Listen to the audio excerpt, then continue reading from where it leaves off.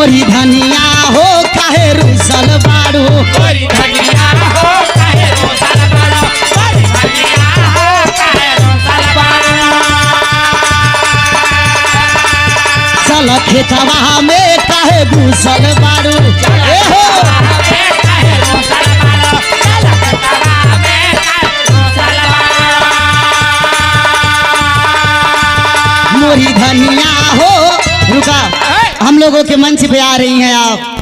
इस समय इतनी खूबसूरत आप किरदार निभा रही हैं निर्मा जी, आपको हृदय से बहुत बहुत प्रणाम है जी, एकदम वही गहराई से। अरे बड़ा से तू बड़ा दुख बा जब कह दिलू तोहार ननद हमार ननद तोहार दुल्हा हमार दुल्हा अपने में समझ लेवल जाई। तो मंच पे आ चुकी हैं, बहुत बहुत प्रणाम आपको। उ दुल्हा कहे मोरी धनिया हो